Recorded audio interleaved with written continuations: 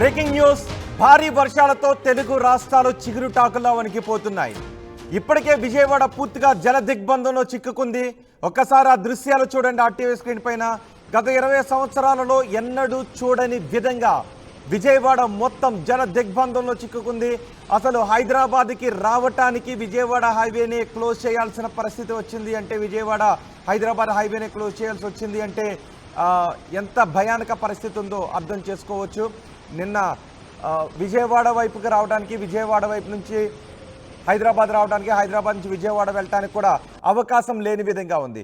అంతేకాదు విజయవాడలో ఇప్పుడు ఎక్కడ చూసినా కూడా ఏరియల్ సర్వే చేస్తూ ఉంటే ఎక్కడ చూసినా కూడా విజయవాడలో కాలనీలన్నీ జలమయమైన పరిస్థితులే కనిపిస్తున్నాయి. ఒకసారి డ్రోన్ విజువల్స్ కూడా మనం చూస్తే డ్రోన్ విజువల్స్లో కూడా విజయవాడలో ఎక్కడ చూసినా జల దిగ్బంధం అయిపోయిన విజయవాడే కనిపిస్తోంది. ఇలాంటి సమయంలో ఆంధ్రప్రదేశ్కు మరో తుఫాను ముప్పు ఉంది అని అధికారులు చెప్తున్నారు. ఒకసారి ఆర్టీవీ స్క్రీన్ పైన చూడండి.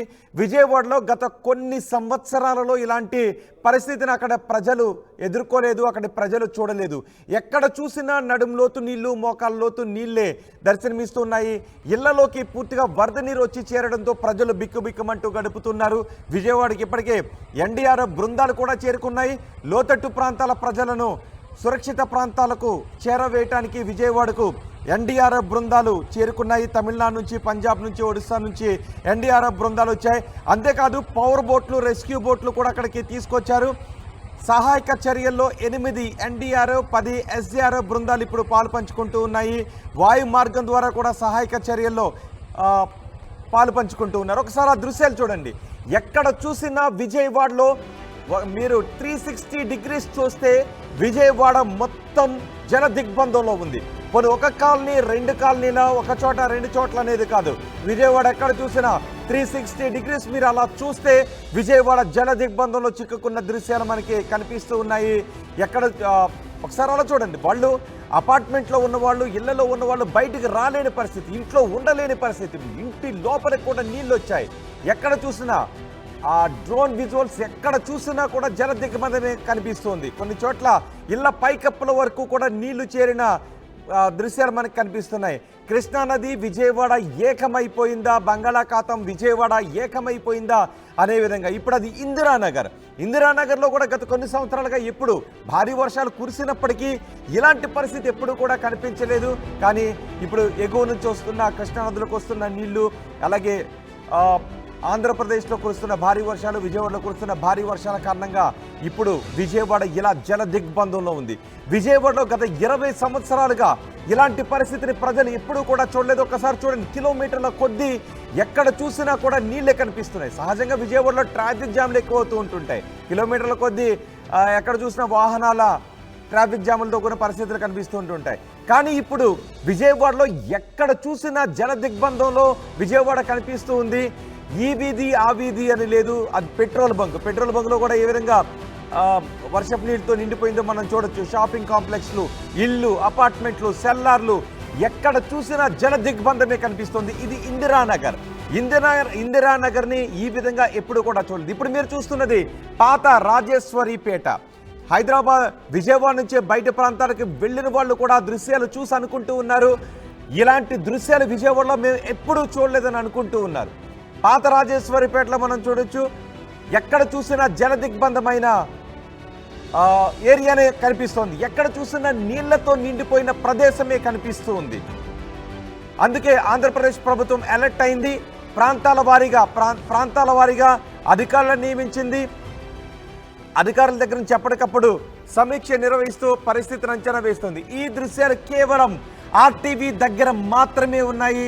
ఆర్టీవీ మాత్రమే విజయవాడలో ప్రస్తుత పరిస్థితి ఏంటి అనేది ప్రపంచానికి చూపించడం కోసం ఈ దృశ్యాలను మీకు ప్లే చేస్తోంది. ఎక్కడ చూసినా మునిగిపోయిన కార్లు, మునిగిపోయిన ఇళ్ళు, ఇబ్బందులు పడుతున్న జనం, జల దిగ్బంధంలో ఉన్న విజయవాడ నుంచి ఇతర ప్రాంతాలకు వెళ్ళిన వాళ్ళు కూడా, ఇప్పుడు ఇతర దేశాల్లో ఉన్న వాళ్ళు కూడా అనుకుంటూ ఉన్నారు, మేము ఎప్పుడూ కూడా ఇలాంటి విజయవాడను చూడలేదు అని. ఇప్పుడు విజయవాడ మొత్తం జల దిగ్బంధంలో ఉంది.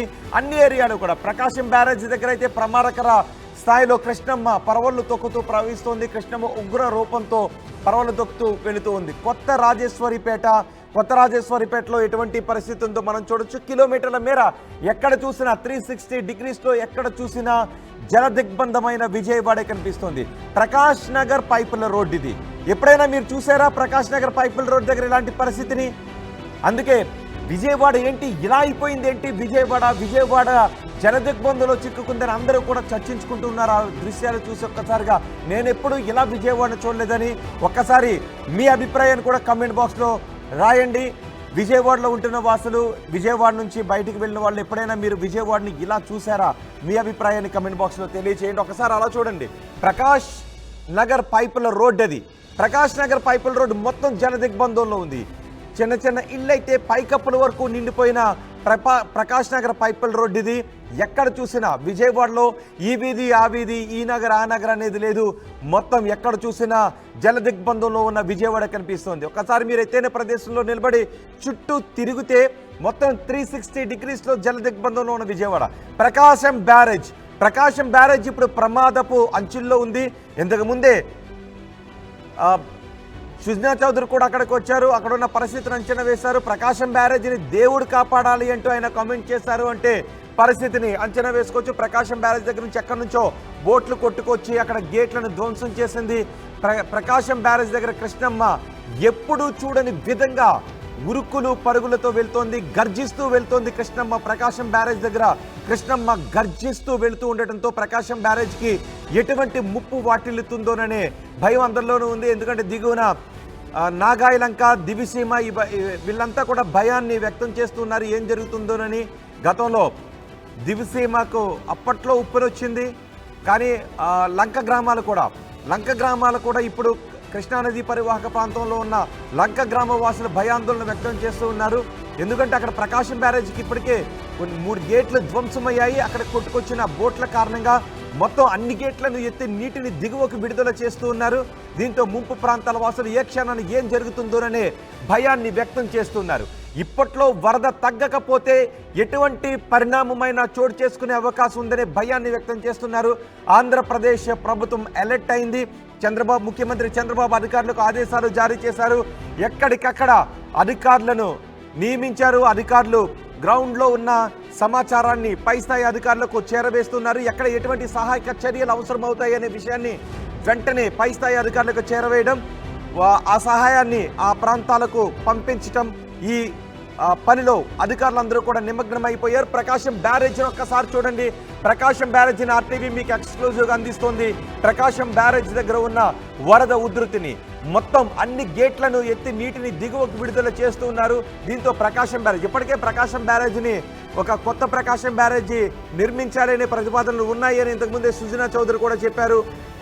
కొత్త బ్యారేజ్ ఒకటి నిర్మించాలనుకుంటున్నామని. ప్రకాశం బ్యారేజీ ప్రమాదపు అంచుల్లో ఉంది. ఒకవేళ వరద తగ్గకపోతే ఇంకా ఎటువంటి పరిస్థితులు ఏర్పడతాయో తెలియదు అన్నట్టుగా ఉంది. దేవుడే రక్షించాలి అంటూ ఆయన మాట్లాడారంటే ఎలాంటి పరిస్థితి ఉందో మనం అర్థం చేసుకోవచ్చు. ఒకసారి మీరు ప్రత్యక్షంగా చూడండి.